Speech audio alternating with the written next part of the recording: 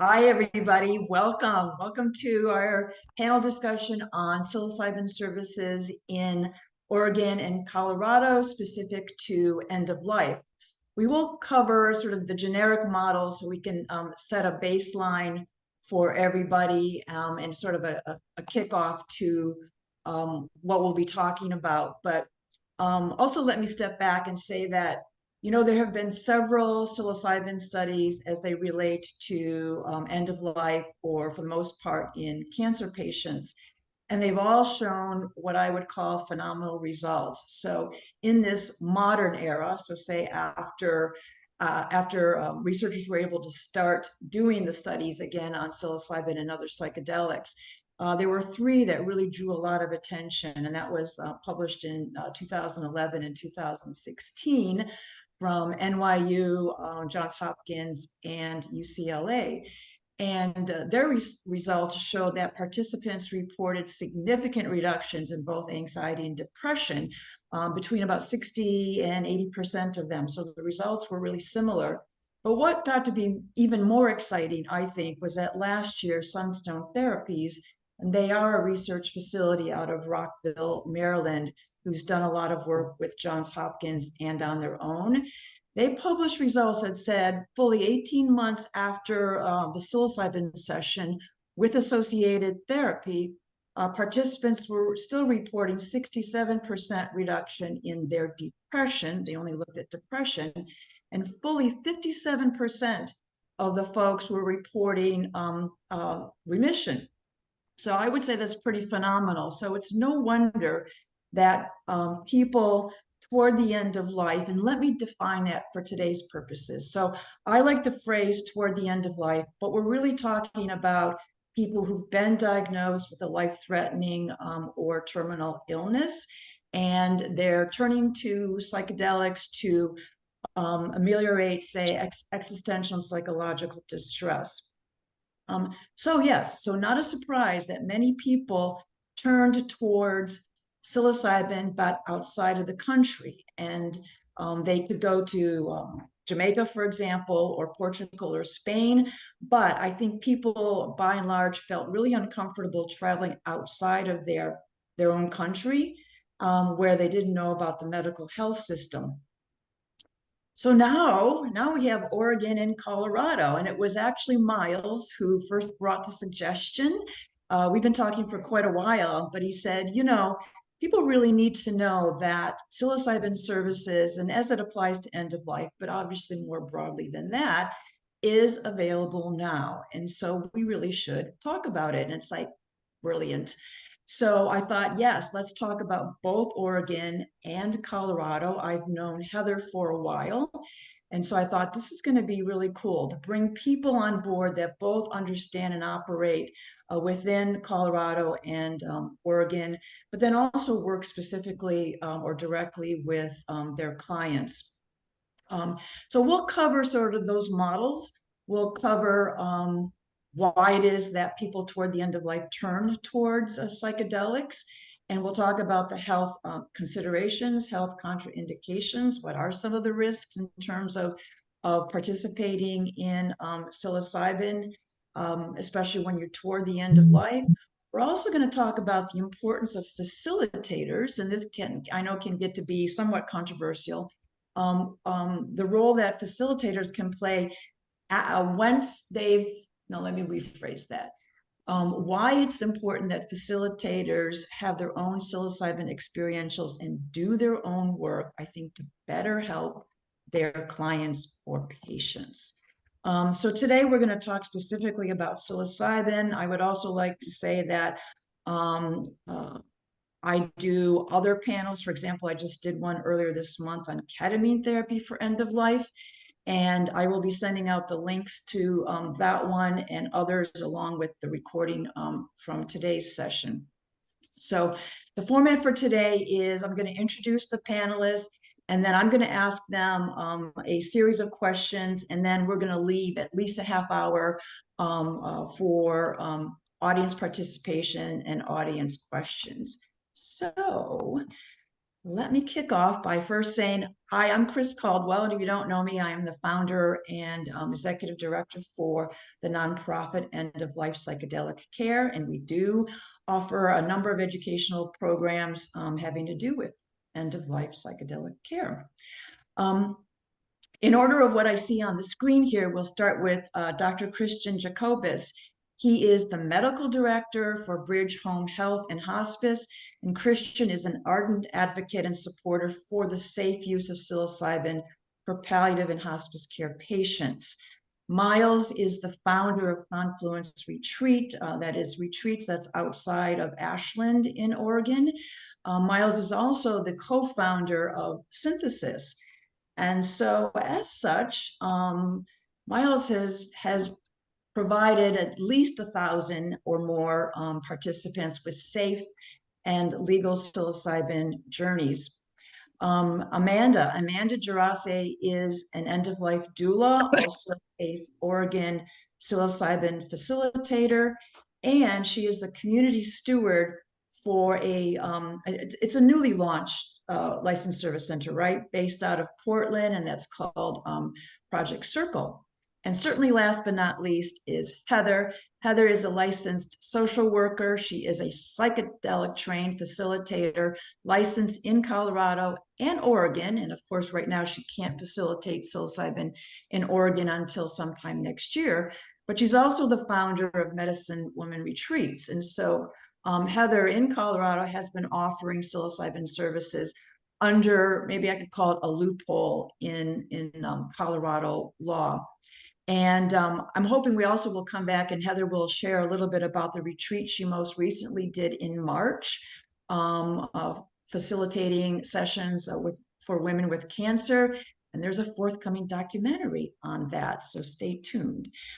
So yeah, let's get started here. So I think it would be helpful if you just shared a little bit about why you think, and we'll stick to psilocybin, why psilocybin is really beneficial for people toward the end of life. So Heather, let's start with you. Unmute. There we go. So I'm very excited to be here and speak on this topic. It's very near and dear to my heart for many reasons. So I've been, a therapist for over 30 years. I also worked in hospice and palliative care and have also had my own cancer journey and used psilocybin to really help support and guide my healing. And I just, seeing again, as somebody who's been a mental health professional for over 30 years and now working really exclusively with psilocybin, seeing how profoundly this can shift people's experience of anxiety and distress. These medicines can really bring us into a state of connection with our deep place inside, where on the medicine we can have an understanding of almost our eternalness, if you will, and it can provide this sense of alleviating some of that existential angst and distress. And so as somebody who's worked with hospice and palliative patients, so much of it is fear about the end of our physical existence. And what I've seen and what the research is showing, that this can really put people in a place where instead there's an acceptance, and walking that walk with more of an acceptance and an embodied sense of trust versus being really locked up in a state of fear. That's why I would say these are so important at this time. Yeah, excellent. Thank you. Amanda, how about you? What have you found?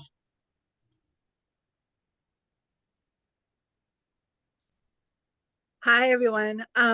Yeah, very similar to what Heather has explained already, but some of the things that I also have seen for people is that after doing a psilocybin journey, a lot of times the fear is replaced with a gratitude for what's left, and an ability to connect with the loved ones and the people who are around them, and to spend kind of their last days, weeks, months in ways that are maybe more meaningful and can be beautiful and have like a lot more substance instead of just being very grounded in fear and anxiety and the stress of end of life. And so it really opens up a lot more of the emotions, a lot more of the appreciation for life, and also acceptance of death. Also, even just kind of going off of what a few of my clients have said, one of them that he would like to just see what's next. And so being able to kind of be more curious about what's coming next for them, instead of it being an end, maybe it's a new adventure. And also just getting comfortable with being in the unknown. That's something that's really, really hard, and letting go and surrendering is a big thing. So being able to kind of do that with psilocybin can be so helpful for people to then be able to kind of be more able to find calm and grounding in the unknown of what's left for them in the last days. So yeah. Thank you. Christian, maybe another aspect of this is and you've shared this before, is the failure of the medical model in palliative and hospice care. And so do you want to share some of your thoughts around that? Yeah, and before that, I think I just want to just make clear to everybody here too, I'm not practicing in this space right now. I'm a hospice medical director in Northwest Ohio, where we do not have access to psilocybin. So I have recently participated in a psilocybin retreat with Miles. And I do end-of-life care. I have not yet been able to marry those two things in my practice. But I completely agree with what was said before. The prevalence of existential and psychological distress as we get closer to end of life is high. I was just looking up numbers before getting on this call, and the most recent study I found quoted 13 to 18% of patients with a terminal or life Can I help you? Will have Yes, existential ma'am. stress at end of life. And Yes, honestly, I gotta say, there we go. Sorry about that. No, that's fine. Honestly, those numbers, 13 to 18%, really seem low to me, given what I encounter day to day. Just so much questioning of why me, what did I do to deserve this? Why isn't God curing me? What's next? All of these really deep questions. And Christine, you mentioned, reference the medical model. And really, I think the issue is that there currently really is not a medical model for psilocybin.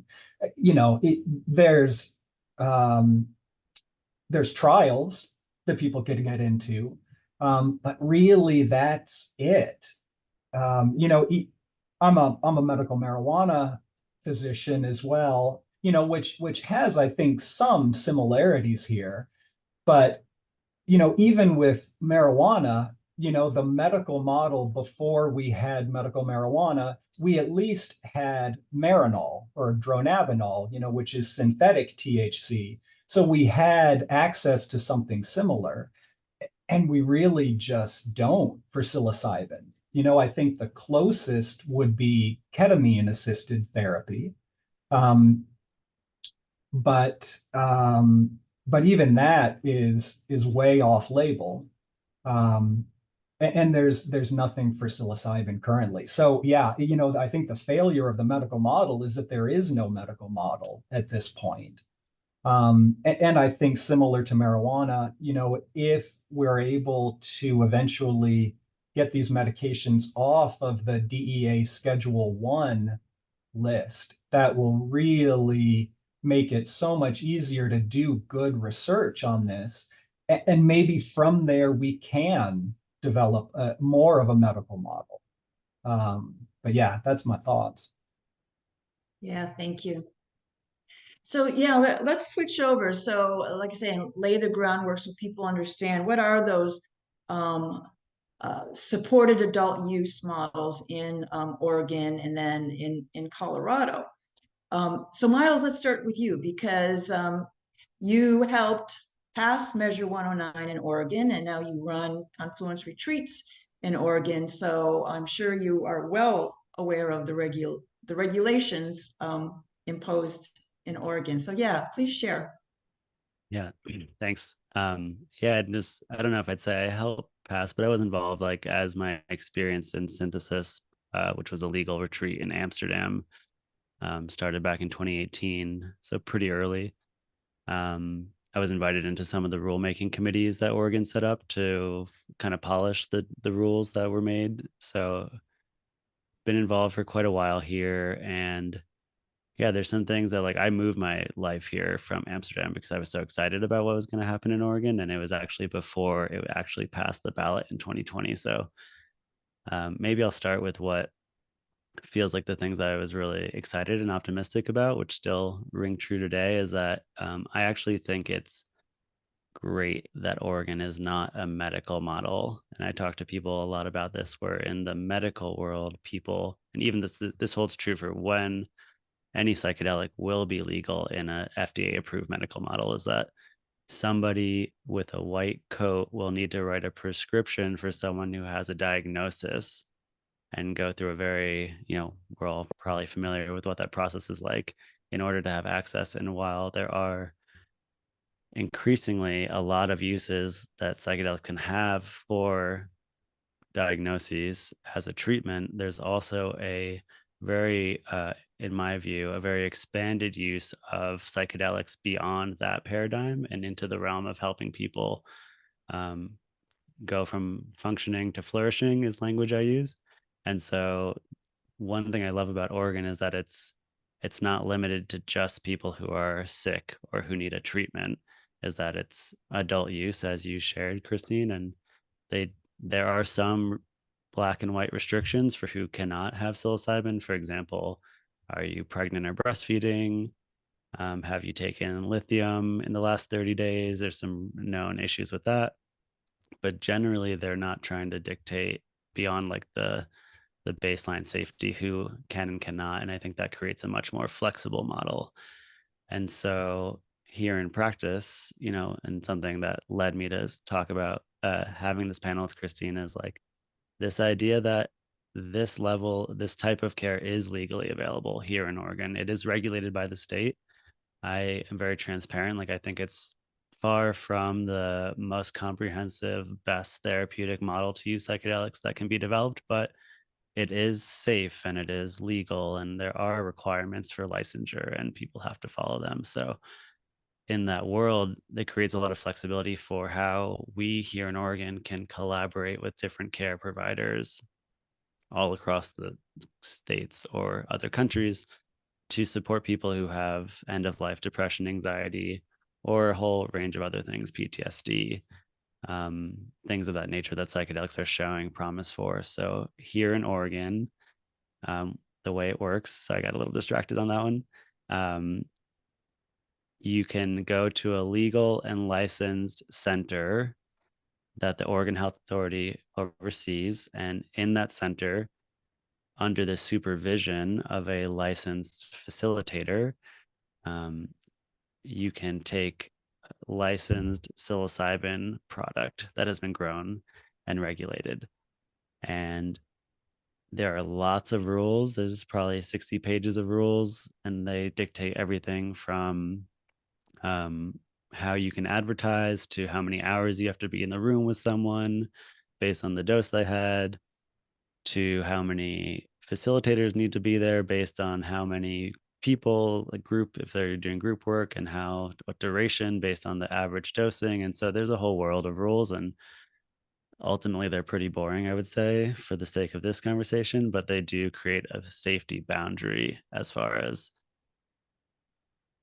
stopping the worst things from happening. And in the psychedelic underground, there's stories that, you know, are not very nice to share, but, you know, without any rules, there are things that happen with people's safety and, you know, questionable ethics and stuff like that. So what I love about Oregon is it's here.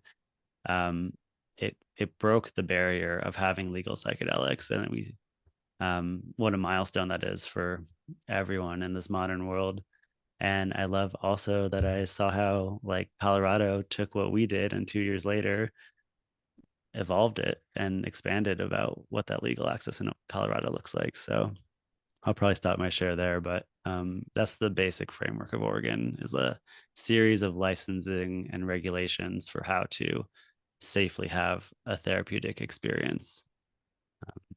Well, let me ask you this though, because as a retreat operator, then there's special regulations you have to operate under, and just Yeah. just Yeah, I can share more about how that works. Yeah, so mostly the rules in Oregon are set up to support inward journeys that are like just the duration of this 6 to 8 hours, typically at the license center.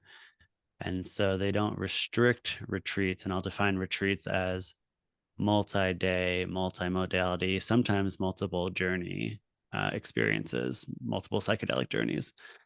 And so you'll mostly, if you like start Googling around and looking at what's happening in Oregon, you'll mostly will find people fly in, get a hotel room, go to their session, go back to their hotel room and fly out the next day. And they'll have anywhere between 2 and 4 hours of support with their facilitator before and after the session. And that was adopted from the clinical trial model. There's some ways that the clinical trial model is more comprehensive, and there's some ways where it's maybe a little less. And so my background was running multi-day programs in Amsterdam with the legal access that we had to psilocybin there. And so the Oregon model doesn't restrict that, but it also doesn't regulate it. So what we do on paper is we dance between, we basically transport people to the center for those sessions, and then we separately, unregulated, we host the retreat. But that's mostly things like meals, accommodations.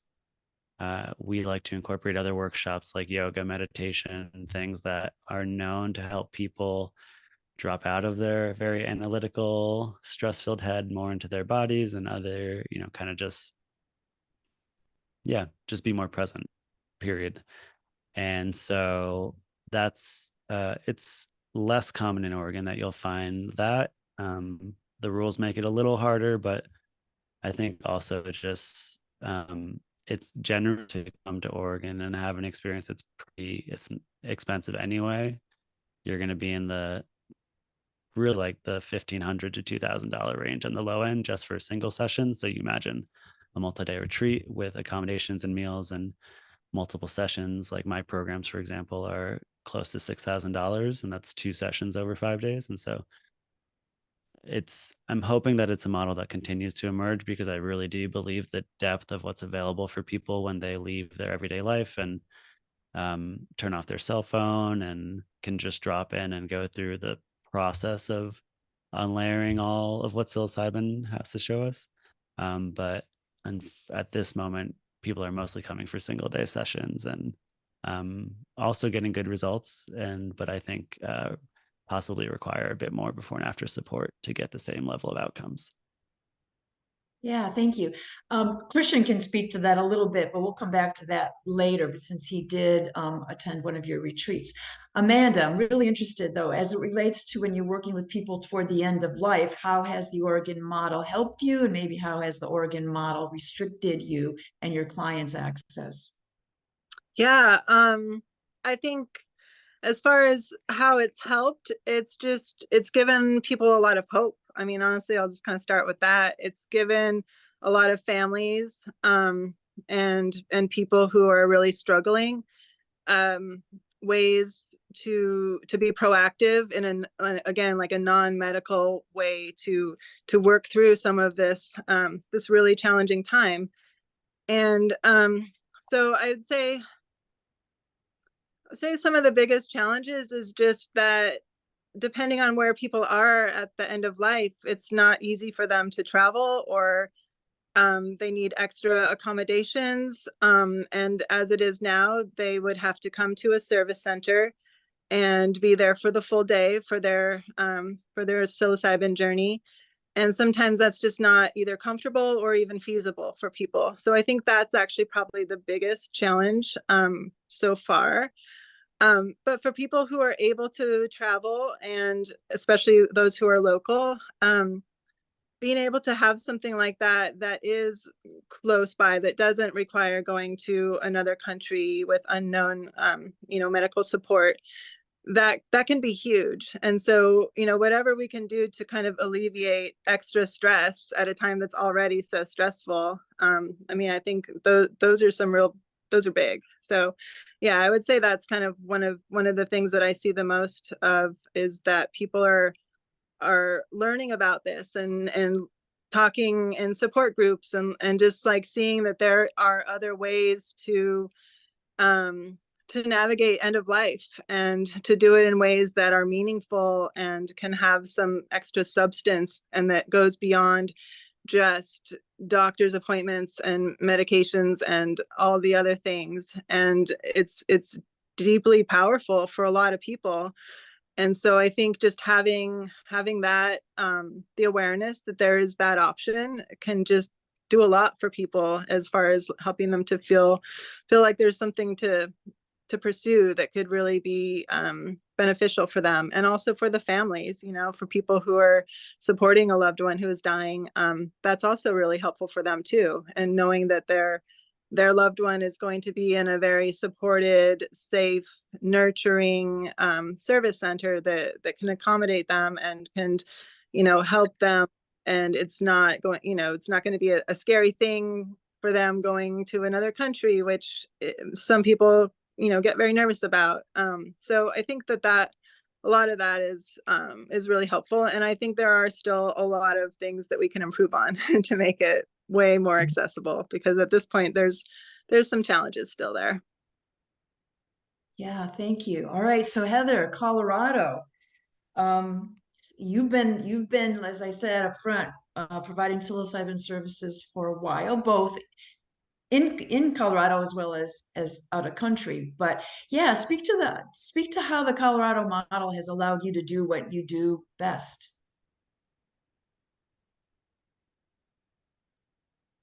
So currently in Colorado, our regulations are about to, DORA, the Department of Regulatory Agencies, is about to really lay out what the whole next level of how this is going to be sort of enshrined into regulations. And that has yet to come down the pike. So as it stands at this exact moment, we do have a personal use allowance in Colorado. So it is legal for people to have, grow, consume, share, gift psilocybin. There just can be no exchange of money for psilocybin.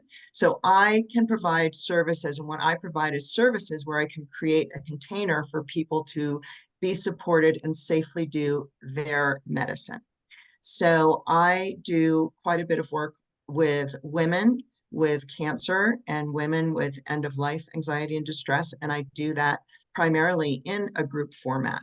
So I run retreats, and what's nice about Colorado that's a little less clunky, since these regulations haven't rolled out, people, I just did, as you had mentioned, I just did a retreat with, 3 women with cancer, various ages and stages. We rented a beautiful Airbnb, had, a chef come in and provide meals. And the lovely part was that they could do their medicine and be in this beautiful container for the whole weekend. So there isn't the clunkiness of going, to and from a center. When you come off the medicine, it's lovely to be able to kind of just linger for a few hours while it kind of percolates in, maybe go sit outside, then come back into your room. So we're able to do it in a way that people really can just drop into a beautiful container for a whole weekend in a retreat model without needing to kind of bounce around and come and go. That could look very different next year when these regulations come out. So we're, taking a play from Oregon's playbook, but hopefully evolving it a bit. And I think for people end of life, this question about where you can do your psilocybin experience is really an important one, because people want to do this in the comfort of their own home. You know, even if you create some really cozy center that feels home-like, the bottom line is you're getting in a car, you're going to an appointment, and then you got to get your act together and go and get in the car and go back. And so I think it's really important that as we move forward, thinking about this, particularly for end of life, I think that the setting is so important. Having your pets with you, your family with you, you're in the comfort of your own home.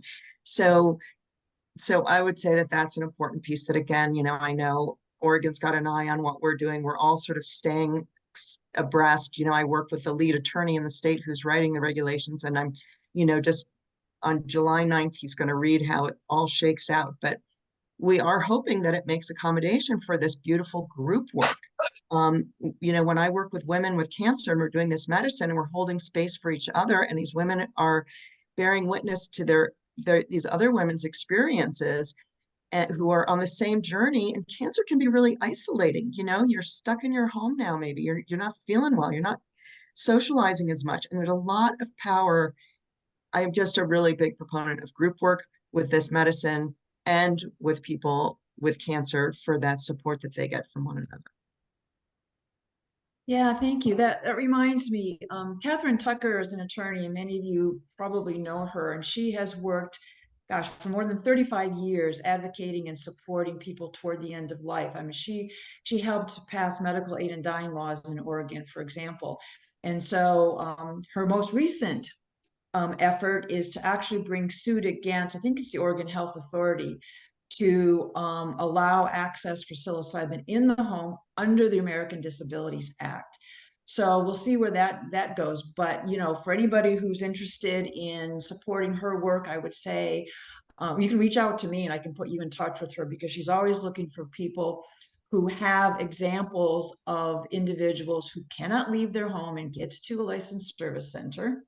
And you know, to bolster her claim.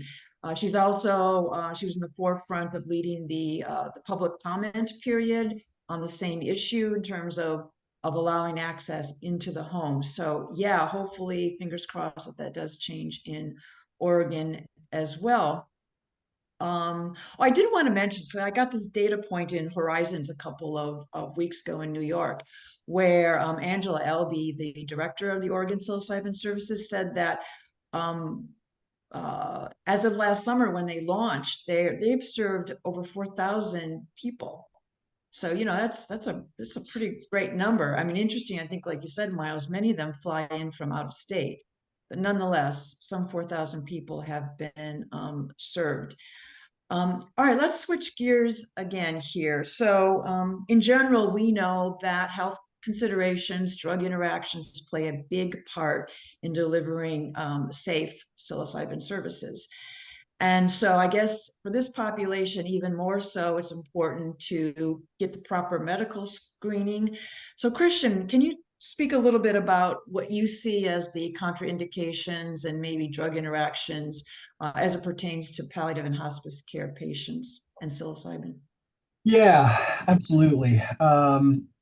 You know, I think one of the well, personally, for hospice patients, I see pretty much any contraindication as a relative contraindication, because so many of these people, you know, are very close to end of life, and they are willing to take much more significant risks than, you know, someone off the street would.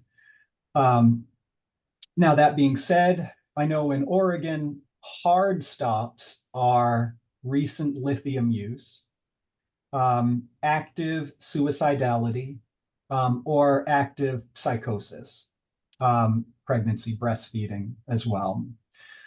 And so, you know, so those are things, at least in Oregon, that you can't get around. Medically, psilocybin really is very safe. You know, the issue with lithium is that it greatly increases the seizure risk during psilocybin administration. There are transient increases in heart rate and blood pressure. And so a relative contraindication would be someone who has out of control hypertension or heart rate issues. That being said, even that can be worked around. I could give someone a dose of a fast acting beta blocker or something like that before a journey that would help control that. Let's see, other things to keep in mind, the travel and the being at a service center for 6 hours, that I think is probably the biggest limiting factor. So I agree with everybody else there. So many of my folks, by the time they're sick enough to come on to hospice, getting out of the house is either not an option or possible only with an ambulance at that point. Dementias or any kind of neurocognitive issues. I have not seen any kind of research or any kind of evidence or data on the use of psychedelics in that population. But I'm very curious, but I would be very wary um, about putting someone through a journey who has much more limited ability to process and integrate that journey. And I could honestly, I could see the risk, the risk of the so-called bad trip being higher, people having disturbing images or thoughts that they are less able to make sense of or come to terms with. So those are really the biggest things that I would see as limitations medically. Psychologically or psychiatrically, you've got other things like, a family history of bipolar or schizophrenia, which is a concern that a psilocybin journey would unmask or precipitate a psychotic break.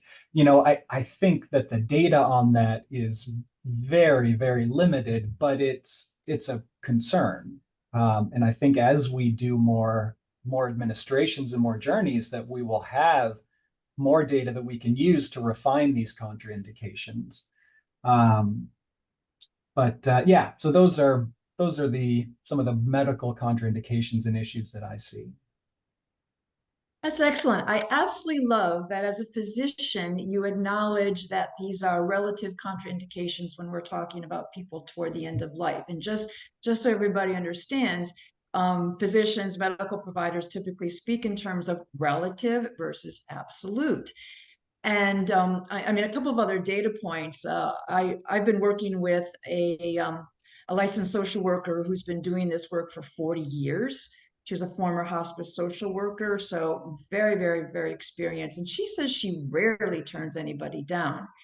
And I think that in terms of some of the other hospice physicians I've spoken with, and I've spoken with many, there's this pragmatism of, you know what, our patients die.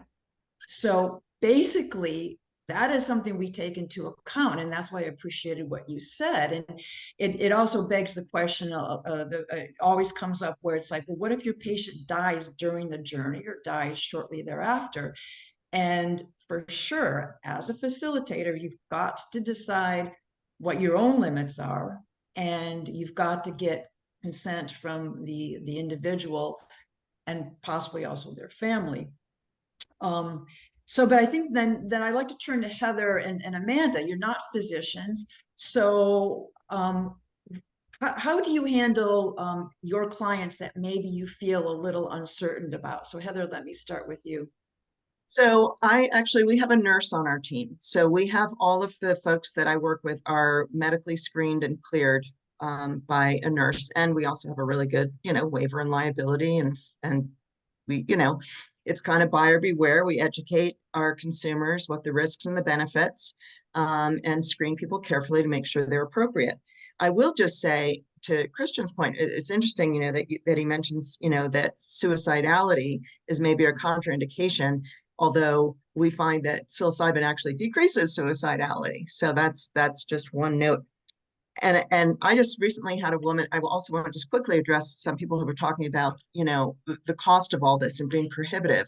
And, you know, I am trained initially, I'm a clinical social worker, so my whole ethos is around a lot of that. And so my retreat that I just ran for women with cancer was a complete freebie and a give back. So I do, you know, two retreats a year that are completely just me as a give back. I don't charge anything for them, and that feels really important to me. I just had an 80-year-old woman on one of my retreats who said she'd been waiting her whole life to do psilocybin, and she was now getting very much towards the end of life. And she said, I finally feel like I found people I feel safe enough to do this with. And she said, and I quote, if I have enough advance notice, this is how I want to go. So I think she would be very happy if she died on one of my retreats. But you know, I do think it's really important. The screening is really important. This medicine, people need to, first of all, it is not something that I push on people. They need to feel called. People need to have done their homework and feel called, and this needs to be their choice of something they feel ready and wanting and desirous of doing. And, you know, that said, I think it's just really important to also recognize that it's not for everybody. You know, some people that have no business doing this medicine for mental health reasons or emotional reasons, or they just don't feel called. And one of the things that I screen for, in addition to just my, you know, clients' mental health history, physical wellness, and appropriateness, is who's in their circle. Who are the people that are around them? If they're in an environment where everybody in the circle is going to be a naysayer or say this is some awful thing, that's going to really negatively impact them and their experience. And I might encourage them, you know, to think about if this is the right thing for them, if that's going to create for them even more, you know, something from family members who then could be not supportive or turn this into a negative thing and then sort of, you know, soil them to think that this is not a good. So anyway, just a lot of peripheral things that I take into account. Yeah, Amanda, how about you? Yeah, I think Heather covered a lot of it, but really it boils down to really good communication, I think, and education, because that I think is really important all the time, no matter who the client is, but especially with this population, because there are a lot of other family members who are often involved, and kind of like what Heather was saying, if they are nervous about this situation, being able to talk with them as well, being able to offer resources and education that can help people understand why their loved one would be doing this, what's helpful about it. I think those are really important. And also, I think just a lot of times it has to be a case by case basis, because there are so many things to consider. And I think it really just boils down to like looking at each individual and who they are, and looking at all the different aspects, and especially really asking about their support network and opening up a lot of lines of communication with other providers if that's necessary or needed, being able to communicate with their hospice providers or other people who are going to be around them either before or after, and just knowing kind of what the whole picture looks like. A lot of times with people who come for psilocybin journeys, it's more of an individual thing. When they're not end of life clients, you know, they're coming for personal growth and all these other issues. So you work more primarily just with them. But with end of life clients, I think there's a bigger net that you have to cast when you are communicating and preparing and just assessing if it's going to be a good fit for them. So yeah, I think that pretty much covers it.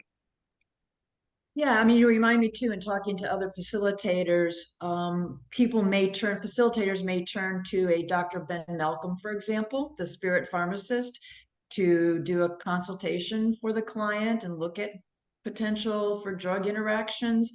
Or I'm starting to build a list of physicians who are willing to do medical screenings. So if anybody's interested in knowing who some of those might be, please do contact me. You'll have my email when I send you the recording. So yeah, I mean, that need for medical personnel to help do that screening, I think, is really important. I think too, like, okay, so when you do your retreat, Heather, you have the nurse on site, or you have the nurse like on call in case anything goes south. Yeah, you're still muted. We screen everybody before the retreat and are aware of if there are any medical issues that, again, hopefully we're screening anybody out who would potentially have any medical issues. So we're doing a pretty good, thorough screening. So we do not have a nurse on site at time of retreats, but we do have one on call, and have yet to have any kind of a medical. Again, psilocybin, of course, there are some contraindications, which we screen really heavily for, but like I love to say, this is safer than anything in your bar or medicine cabinet. This is really, such an incredibly safe medicine. We're talking about ancient little fungi that are probably trying to help us out. so that, if that answers your question, certainly tips your hand to how I feel about it all. Yeah. No, hey, I love that. That's why you're great at what you do. Yeah, Amanda, from a licensed service center perspective, then what kind of safeguards are in place if somebody has a bad trip? Yeah, well, we definitely make a lot of connections with various different providers who can be both supportive beforehand and on call during and after. So again, it's a very case by case basis, and something that I feel really passionate about really developing with Project Circle is making it a death and grief positive service center. So that would mean reaching out to a lot of local end-of-life providers and support networks so that we can make sure we have a lot to offer as far as helping to screen, helping to prepare, making sure that all of the facilitators that would be working with the end of clients are very informed and trained to work with this population, and also to just be aware that there's, aside from the physical, there's a lot of the emotional pieces too. And so making sure that there's a lot of resources and support for them afterwards, because it can bring up a lot, and it can be beautiful. It can also be hard. It can just, on a lot of levels, there's so many different aspects to look at. And so that's one thing that I'm really starting to develop, and wanting to reach out to different local end-of-life providers and see how we can do this together so that it can be a really collaborative thing. And so that hopefully Project Circle can kind of create a name for itself, that this is a safe place for people who are at end of life to come to, because we've got you. We're really looking out for what are the best ways that we can help people do this in a way that feels as comfortable and safe as possible. And so for me, that really means a lot of community and a lot of collaboration and a lot of communication and education. So, yeah. Yeah, thank you. Mm-hmm. Miles, I want to give you an opportunity to respond to the question that was in the chat, because it's been, Heather alluded to it, but in terms of affordability, we know that in Oregon, you've got the social equity requirement, I guess. I don't know how to phrase it, but yeah, do you want to just speak to that whole issue? Yeah, I can share that. Like, I've been really, although there's no easy answers that have been presented, I feel grateful that the state of Oregon has kept this topic a center of conversations. And, like during the rulemaking process, there was a whole social equity committee, and they actually ended up overseeing all the other subcommittees of the process. So, it's a complex issue generally, but I think it's top of mind, which is great.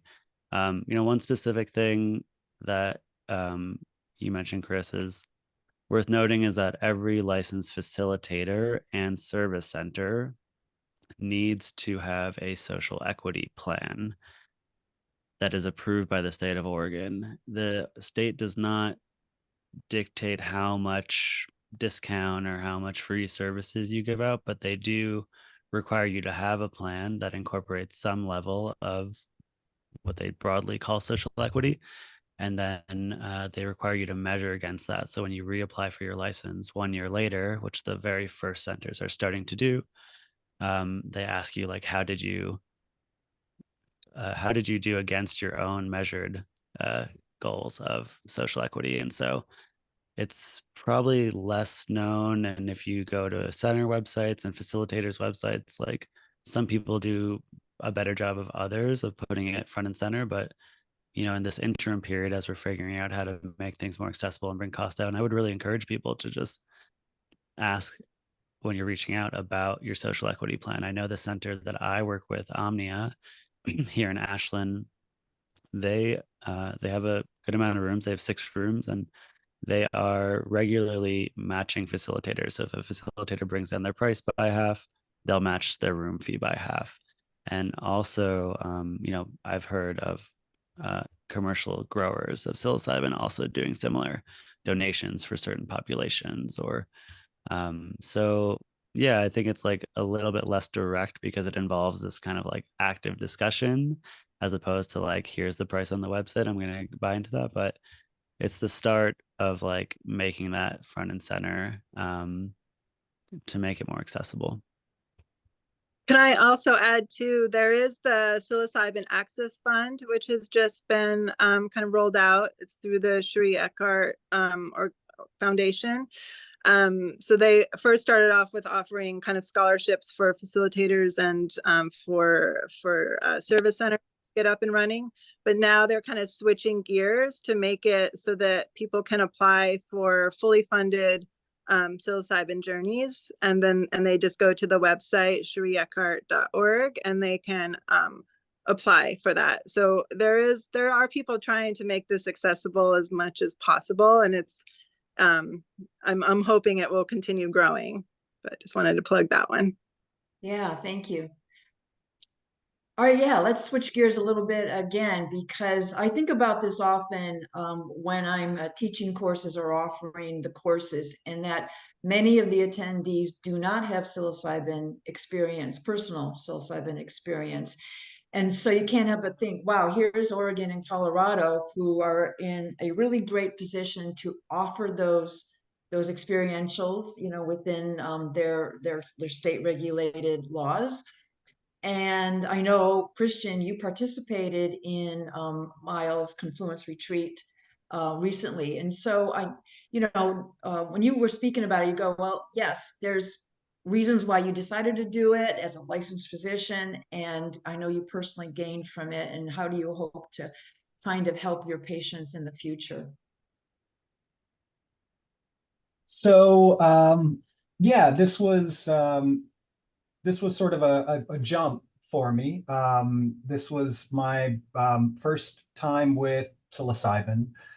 And yeah, and I went into it with a few goals, you know, one of which was relationship oriented. But the other 2 goals, you know, one was just I was really curious, been seeing a lot of just really fascinating, compelling data coming out, especially for end-of-life populations. You know, I was curious about it for myself, for personal growth, but also, you know, I saw this coming down the pike as a way to help my patients, and I agree. You know, I think that it really helps to be able to counsel people about this option if you've been through it. You know, just being able to speak more from a place of experience rather than just reciting, you know, what I've read in a journal or in a guideline. And it absolutely met those goals. You know, I came away with a lot of different things. You know, certainly a greater just a greater appreciation for life and beauty, and increased feelings of gratitude and compassion, which are huge for my work, especially, given some of the emotional toll that it takes. Um, but yeah, also really came away with it with a sense of how transformative it could be for someone who's really suffering. For me, this was more curiosity and a little bit of personal growth, but I don't have horrible chronic pain. I don't have existential distress. But with what I experienced on my journey, I could absolutely see how this could be transformative. And I'm grateful to Miles for that. By the way, I have no financial connection whatsoever with Miles or Confluence. But I really found it to be a transformative experience for me. All right. Yeah, I'd be curious to know what some of your other opinions are on the need for experience. Somebody want to jump in? I'll jump in. I think establishing trust is really, really important for the clients to feel safe. And it makes a big difference if they know that their facilitator has kind of been there, not necessarily walking the walk that they're walking, but has had their own deep work with psilocybin. That, I think, right there can help people feel a sense of trust and a sense of like, okay, this person has experience. They are familiar with what I might be experiencing. They can hold the space in a way that they know is really beneficial. And I think that that's something that you really, for any client, but especially for people who are already kind of in vulnerable places, physically and emotionally, just knowing that this person has a lot of experience and can really like be there for them in all the ways. I think that's huge. So to me, that feels really important. Heather, you're going to say something? Yeah, I agree. I mean, research shows that one of the most powerful components of a therapeutic experience, and this is that. I mean, I say that this medicine, there's no way around calling this anything but psycho-spiritual, because it really is that. And so that relationship, that connection, and that sense of trust with the person that you're doing this medicine with, that puts you in such a vulnerable state, it's really important. So, as people sort of look at who they're going to work with, if this is whoever your provider isn't giving you a lot of time up front to build rapport and trust, that's kind of a red flag. They shouldn't be just moving people through. You really need to, it is very personal, intimate work, and that building of relationship and trust is so important. As is, I think we've all sort of alluded to the integration and the availability on the flip side to stay connected to clients for whatever period. I mean, anybody that I work with, it's at least, 3 sessions post experience over several weeks to stay connected. So it really needs to be a comprehensive service, not just come eat your mushrooms with me kind of thing. I mean, it is a much more comprehensive experience. Miles, what do you Yeah, I'd think? love to add. I'm sitting here with a lot of people who have a lot more experience in this particular field of work than I do, and I'm learning as I'm participating. But one thing that I thought I'd add to the conversation is that so much of the conversation we're having, not even just here on the panel, but as a society, is from the basis of like we're having to relearn and re-educate ourselves on like these types of experiences and how safe psilocybin is. And I'm even watching the discussion thread. There's like questions about the contraindications that we've talked about. And so I think it's just, I think it's just important to note that like, because of the world we live in, a lot of our automatic thinking is coming from a place of like, medical, is this safe? Here's a depression score. It's shown in a clinical trial. But really these experiences, go far beyond that our modern medical world and therapists and doctors typically touch. And I think it's just important to note that like there is like there's no explicit set of rules or best practices yet, I would say, as for, you know, how we bring these experiences and substances into our modern world. And there's a lot of concern that I've been exposed to from people. You know, one person that I had a conversation with, Rick Doblin, he's kind of like the father of the modern research. He's the one who spearheaded the research of PTSD and MDMA. And he told me, like, because we were talking, because my former business had a psychedelic training program for facilitators. And he said, yeah, doctors probably have the most unlearning to do to learn how to be good space holders and good facilitators. And so I just felt like in this conversation we're talking about, like, is it important for your guide to have an experience? Like, maybe that's another layer of understanding that is because there is nothing like it that we interact with regularly. Like maybe deep transcendental meditations or certain breathing techniques like could be similar. But yeah, I think generally people want someone who understands these states and these places that you can go in a deeper way to feel safety. And you know, just to throw it out there for small, not to distract us, but there are lineages of people who've been doing this for thousands of years still, like in the Amazon. And so there's a whole world of, like, I see a spectrum of the ways that we can use psychedelics and support people to use psychedelics. And mostly what we're here talking about is the next introduction wave, I would say, to oversimplify, like how to do it safely, how to support people, what are the ways, you know. But yeah, it's just the beginning, you know. Like I have no attachment like to people having to come to do a legal experience. I think it's just another wave of people feeling safe, just like we're talking about trust. And you know, you want your facilitator to have experience. Like people just want to feel safe. We're all reversing 50 plus years of lies about these substances. And so I'll get off my soapbox, but I just thought I'd add that for the sake of the discussion of orientation, because it feels like sometimes we don't really acknowledge like where we're coming from in all this conversation.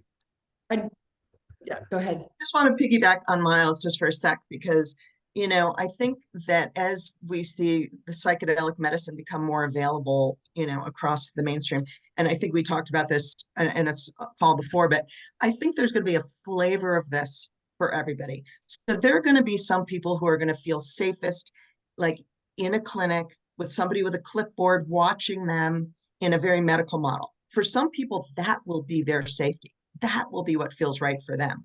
And there are going to be people who want to do this with very indigenous elders who have worked with this medicine in some sort of a, you know, a more indigenous setting. And there are people who are going to want to work with, you know, a white, middle-aged, middle-class, you know, broad like me doing something that I mean, I think there'll be different flavors and people will be drawn to what feels right for them. But I do think it's okay that there's going to be different models. I just hope that as it expands, there is the allowance to recognize that there can be really quality work done in a variety of settings by a variety of, you know, skilled folks. Yeah, thank you. You know, it just reminds me how much we could talk about, and I know we could like talk all day, couldn't we? I'm going to take this question in the chat from Glenn. So Numa, hold your thought there, because I had wanted to bring this up earlier anyway. So what about treating family members and partners at the same time we treat patients with psilocybin? So yeah, Amanda, why don't we start with you?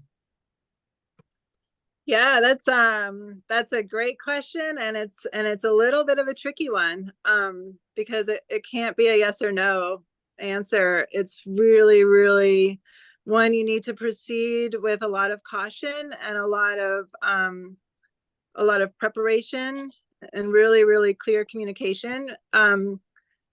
I think that group work with people who are very close, whether it's family or very close people, can be amazing. It can also be challenging. And at end of life, it's like you don't want to add too many more challenges already. So you don't want to add a lot of extra stress or potential, you know, opening up a can of like family dynamics that could get real weird real fast. So there's a lot of healing that could come from it, and there's a lot of complications that could come from it. So I have what I have seen that can be really helpful is that not necessarily the family all like having a psilocybin journey together, but maybe coming together to support their loved one to have their individual journey. And then perhaps at a later time or a separate time, family members could also do their individual work. But kind of separating it out a little bit, because I think that that keeps it cleaner, less potential for messy family dynamics that could come through. But I think it's really powerful in helping people to work through grief and work through loss. So I think that it's definitely not a 100% no, but I think that it's just one that needs to be really, really very clean in how it's done. And I also think not to separate or not to distract from the fact that this is everyone's wanting to support the person who is at end of life. And I think that should be the main focus.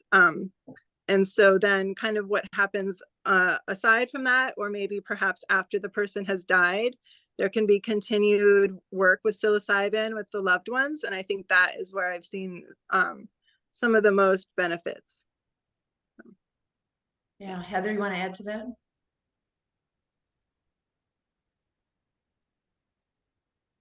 Yeah, no, I completely agree with everything that Amanda just said. And I will just, instead of talking about, why it could create challenges, which I think are sort of self-evident because, when you do this journey work on the medicine, it brings up so much of your own stuff that really needs personal attention. And I think the focus needs to be on the person who is, terminally ill and not muddying those waters.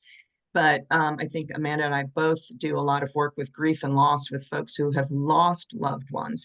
And psilocybin is such a beautiful and powerful vehicle for doing grief work with people who have lost loved ones. I have only ever seen that be really just so healing and beautiful. So I think that's a conversation for maybe another, conference like this. But that's what I would just add to that.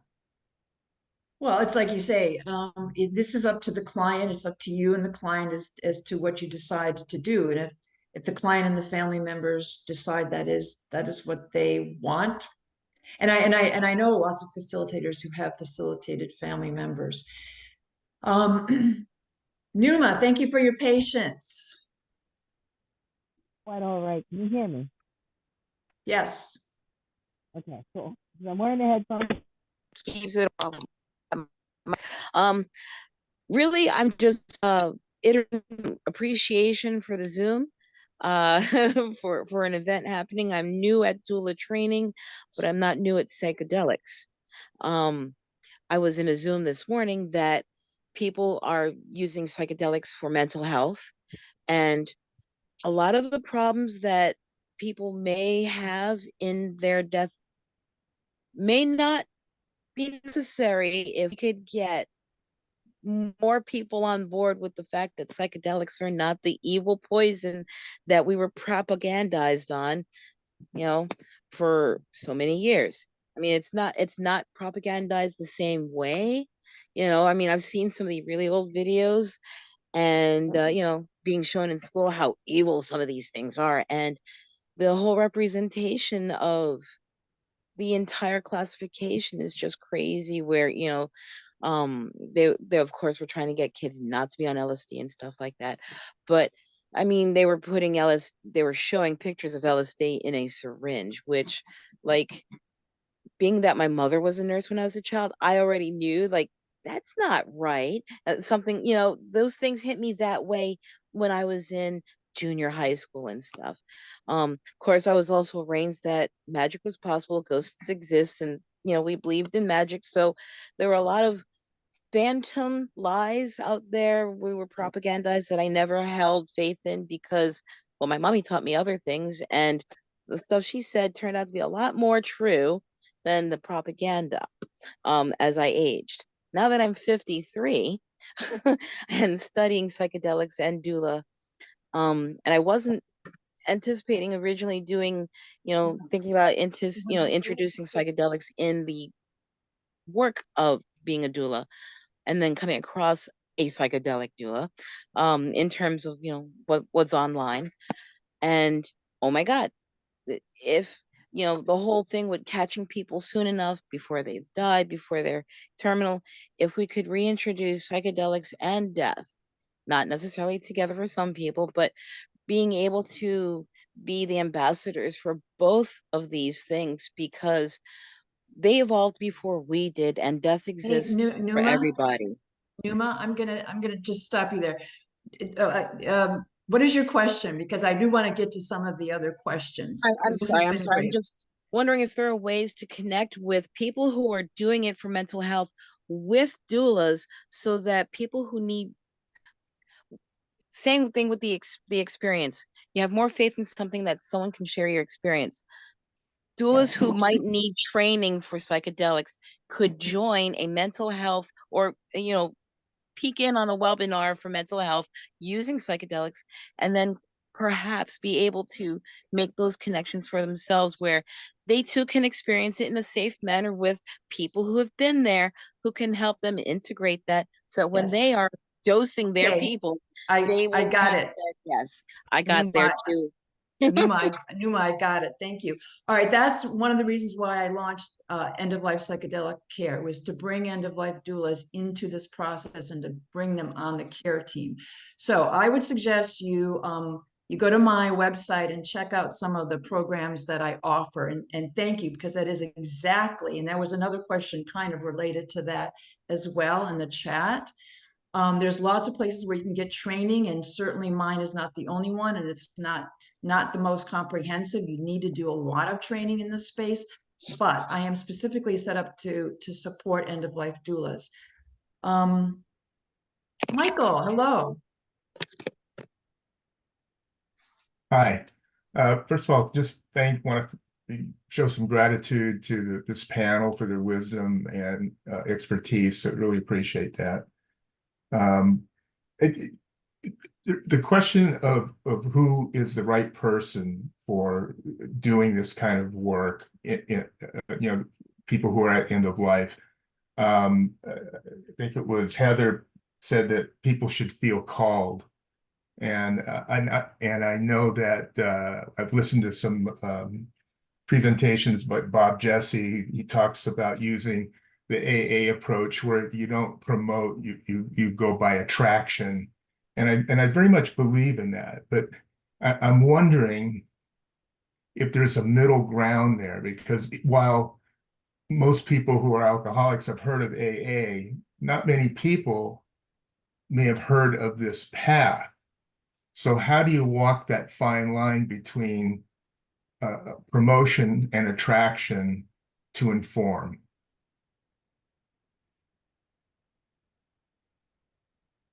I'd say, because this is kind of a new paradigm in our community, or in our culture, and here in the US, and I think there's a lot of educating the consumer that needs to happen. So the more that people like myself, Chris, all of us can be writing on this, speaking on this, talking at hospice and palliative conventions and conferences, talking to medical doctors, there's a lot of educating the consumer that needs to happen, because there are a lot of people that are still, stuck in, outdated messaging, or just don't even understand what this is. So I think we're all on the front edge of that, trying to really weave this into the cultural conversation about end of life. That's what I would say. So that we've still got a long ways to go. And, there's the macro and the micro of talking to people one-on-one. And then there's the macro of really trying to educate the culture as a whole.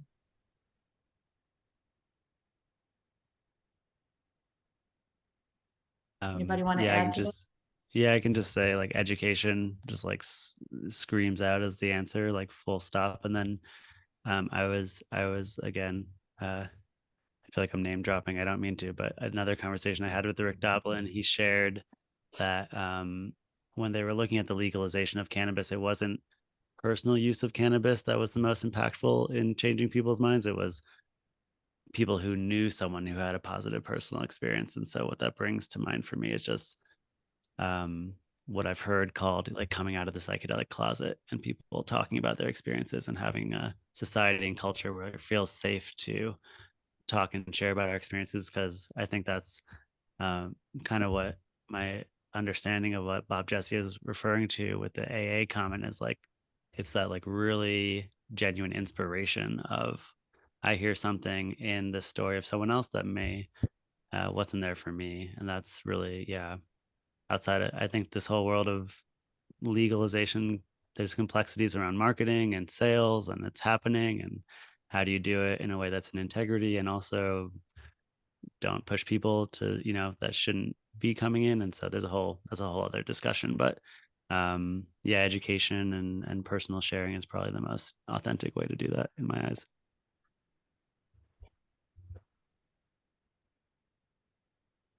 All right, Kara. Yeah, hi. I'd say this question is mostly going towards Miles, and I was wondering, with the high prices, about 2,000 plus roughly, could you give me a brief breakdown on what makes up that high cost at the moment? Yeah, so I can do that. So there's three main components here in Oregon, and just the name for the $2,000 is just the time for the session and support. It's not travel, accommodations, meals, things like that. So, and this is pretty rough, but I feel comfortable saying it because it's like starting to be in a place where it's leveling out across the state. Is that um, roughly for a dose of legal psilocybin in Oregon, it's going to be about $250, and there's a lot that goes behind that as far as like what dose people take and booster doses. No, But no. yeah, very different than non-legally grown product. And then the rest of the split is somewhat equal between the facilitator's time, and that's roughly 10 to 12 hours total, depending on how much before and after journey support people get, and the time of the center, so the license service center, which takes on the legal burden and the legal life. You might think of it as like, oh, it's just renting a space for a day, so why is it so expensive? But they're the ones who carry most of the legal liability and burden of like they're handing the Schedule 1 substance to the client and all the security that goes behind that and the licensure. So yeah, that's like the simplest answer to that question.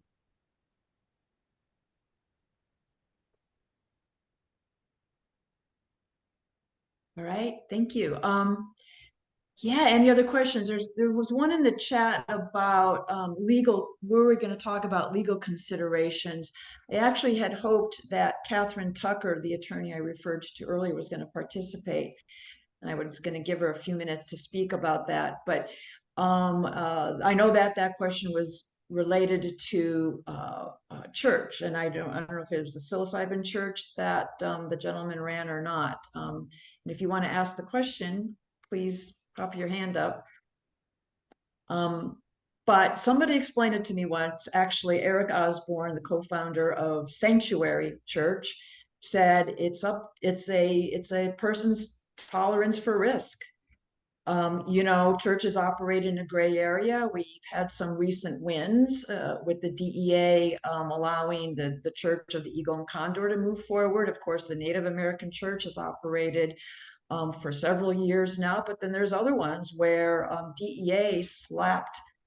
There's a I don't know if it was DEA, but no, it wasn't. But Soul Quest, the ayahuasca church here in Florida, just lost their lawsuit. $15 million was the decision, although they're responsible for 40% of that.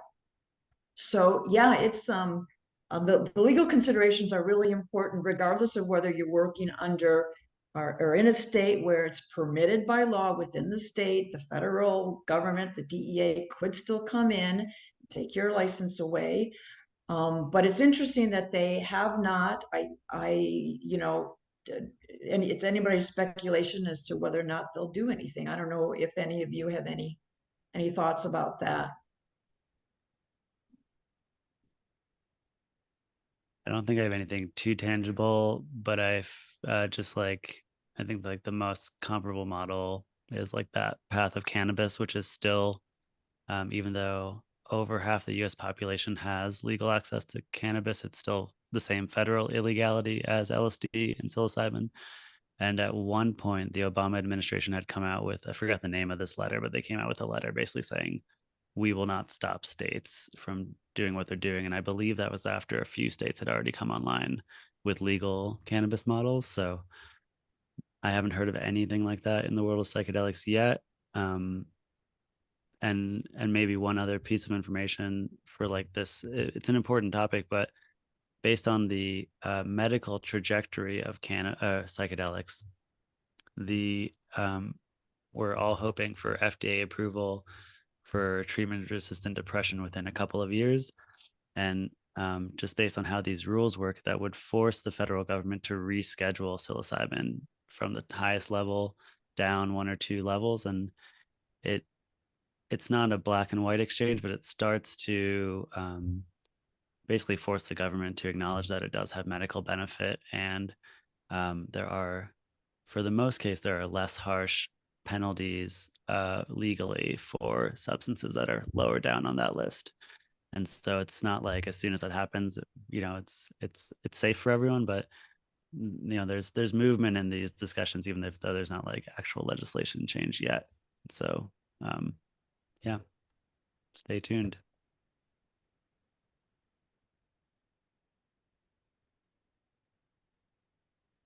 Well, I'll check the chat here, but if anybody has a question, I'd say raise your hand because there's a lot of comments. Yes, Pepper. Hello, Pepper. Hey, Karis.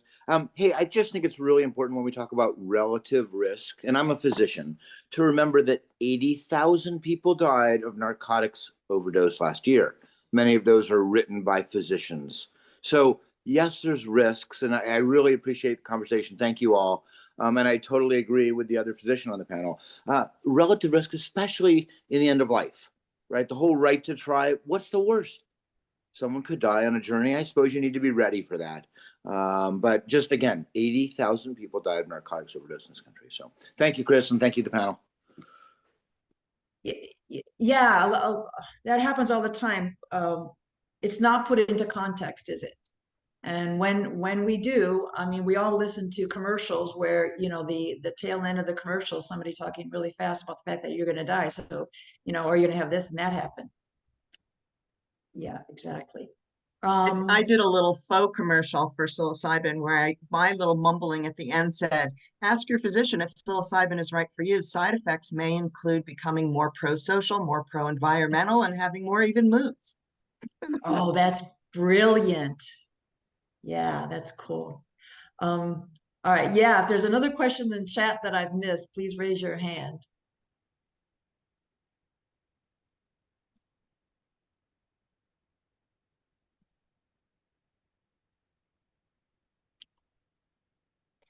All right. So anyway, well, how about I give everybody a minute to sort of say a parting words then. Who wants to go first? Heather. Well, I'd just like to say, I mean, we're talking about psilocybin for end of life care, and I just really want to put in my little plug for, I was diagnosed with breast cancer just around 2 years ago, and the first thing I did was a huge macro dose psilocybin journey, and I got so much incredible information about what I could be doing on a psycho-spiritual, energetic level for my healing journey. So I also am a big proponent and advocate of psilocybin work early in a diagnosis, not just waiting till we're talking end of life. I think this medicine has a place for us understanding our health and dis-ease with even more information, as I said, from the psycho-spiritual energetic level. So that's my little plug, is I hope that one day we see psilocybin as part of what people are diagnosed to do early in a diagnosis to help them on that journey. Thank you. Amanda? Yeah, one, I really am so excited to see how many people have showed up for this, because it's a topic really near and dear to my heart. And I feel like I've been kind of like shouting it out for many years, but not really having as much of an audience and as much interest and as much like understanding. So the fact that it's growing and that so many people are really interested and passionate about this topic just really warms my heart and really makes me excited for what's to come, what we're co-creating together, what's the possibilities around all of this. I know for me, this has been a really personal journey and it started many, many years with my own loss and my own near-death experience. And then I would say that this working with psychedelics has saved my life. And I love the fact that I can now kind of turn around and help others be able to have that experience. And so it just feels really powerful and really beautiful. And to see that there's so many people who are now wanting to be a part of it or explore it for themselves, their loved ones, or the people they care for. It just makes me so happy. So I just want to thank you all for being here and for all of your shares and your interest. Yeah. I can piggyback on that. Really just a big thank you from me to everyone who showed up here. You know, this is 90 minutes of your day in the middle of the day, first day back after a long weekend. And I'm grateful to see so many like-minded folks here. You know, my part of the country where I'm at, this is not something that I have talked about widely.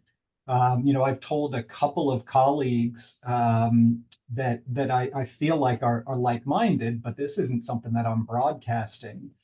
And so just to be able to share this with so many wonderful people really is a joy to me. So thank you all for being here.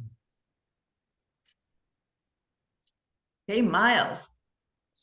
I'm so happy Chris is here. I mean, this is a new dynamic for me and Chris because he was a participant, but yeah, I love hearing you say that, Chris. And yeah, I'm just grateful. This was awesome. Like so many wise people and even the people who chimed in with questions / shares. I love.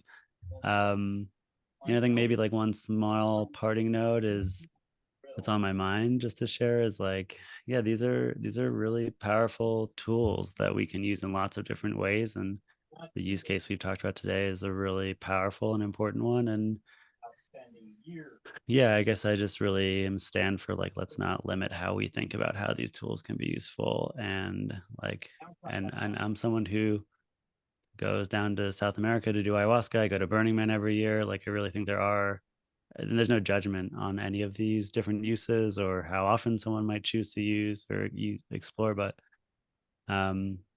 yeah, we're at a particular point in time where it's important to bring, in my view, important to shed light on the legal regulated, because that's gonna do a lot to do the next wave of introducing people to how to use these experiences for healing and transformation and personal growth. And so yeah, just stay curious and keep exploring.